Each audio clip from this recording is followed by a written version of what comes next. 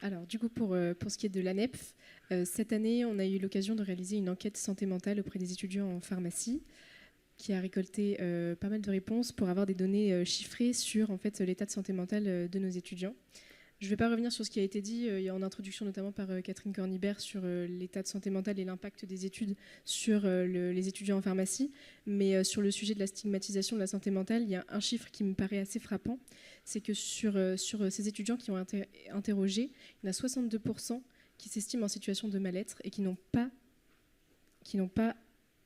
pris rendez-vous avec un professionnel de santé pour en parler.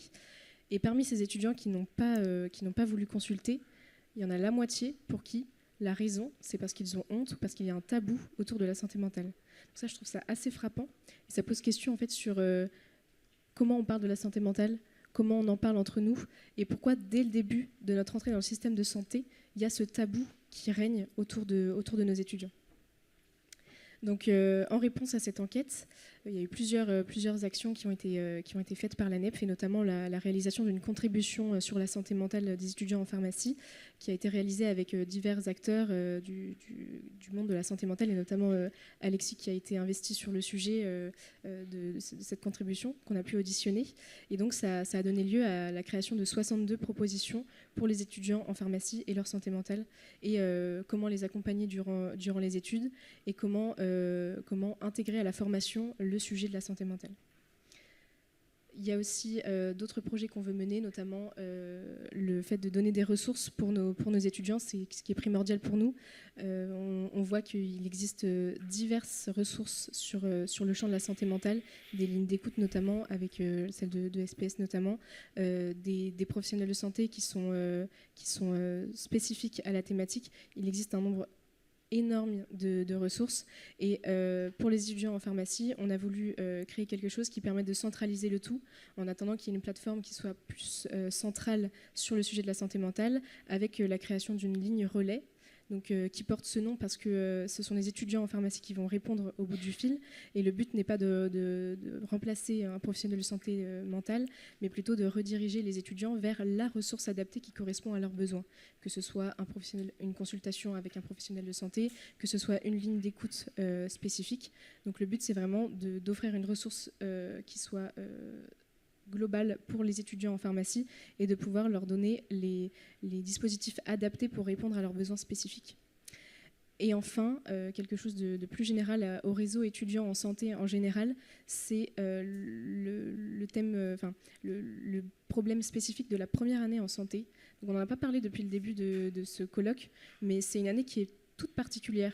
En termes de santé mentale, on retrouve des problèmes qui sont très différents de ceux qu'on a pu citer. On a pu beaucoup parler des stages notamment, mais la première année de santé, c'est une année qui est très spéciale pour les étudiants, et en termes de santé mentale, elle est assez alarmante.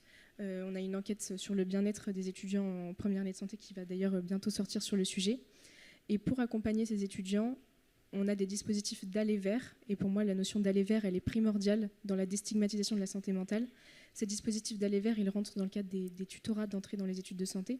Donc c'est des étudiants, des associations étudiantes qui accompagnent les étudiants en première année dans la réussite de leur année, mais aussi dans leur bien-être durant cette année-là. Et on a des systèmes de parrainage qui existent, qui permettent d'assigner un étudiant en année supérieure à l'accompagnement d'un étudiant en première année. Et ainsi, cet étudiant, il pourra solliciter ce parrain tout au long de son année, ou alors, inversement, le parrain pourra aller vers l'étudiant, aller à sa rencontre tout au long de l'année pour lui proposer des ressources qui existent. Et notamment, dans ces tutorats, on retrouve aussi des pôles bien-être qui viennent accompagner les étudiants tout au long de leur année. Voilà. Merci Noémie. Alors, pour revenir un petit peu sur les projets qui participent à la déstigmatisation de la santé des soignants, je trouve que c'est de très beaux projets que vous avez présentés là, et notamment le film qui est un format innovant et qui permet de toucher un public qui est différent de celui qu'on a aussi en face de nous. Le cinéma, c'est une ouverture à un public différent, et au grand public notamment. Et je pense que la honte dont je parlais au début, elle naît d'un environnement particulier, d'un environnement où prendre soin de nous en tant que futurs soignants, c'est une honte à l'heure aujourd'hui en fait. On a cette honte qui règne parce qu'on n'en parle pas, parce que le grand public n'est pas au courant que en fait, nous aussi, en tant que futur soignant et en tant que professionnel de santé, on souffre de troubles de la santé mentale et physique. Donc je pense que diversifier vraiment ces supports de communication, de sensibilisation, c'est le genre d'innovation qui sont à encourager. Nous, on voit qu'effectivement, dans le problème de la santé mentale notamment, on a un grand public qui n'est pas au courant et au fait de ce qu'il se passe dans la réalité des choses. Qu'est-ce que c'est qu'être soignant? Qu'est-ce que c'est d'être étudiant en santé et en pharmacie notamment? Donc ce genre de communication, c'est ce qui fera qu'on pourra en parler avec tout notre environnement et qui fera briser ce tabou, en fait, cet environnement de honte qui règne, parce que ce grand public, c'est nos parents, nos proches, notre famille qui nous encourage, nous, à aller après consulter en finalité. Donc ça, c'était plutôt sur le côté sensibilisation. Après, pour ce qui est des étudiants, on a beaucoup parlé de dispositifs qui rentraient dans le cadre hospitalier, là notamment. Moi, je rentre par exemple en 5e année de pharmacie d'officine. J'ai jamais mis un pied à l'hôpital. Et pour autant, on a peu de dispositifs qui sont mis à disposition à l'université. On parlait tout à l'heure des services de santé étudiants. Il y a tout un travail à faire aussi au niveau de l'accessibilité de ces services-là, parce que les étudiants en santé, ils mènent une double vie à la fois entre l'hôpital, mais aussi, surtout, à l'université.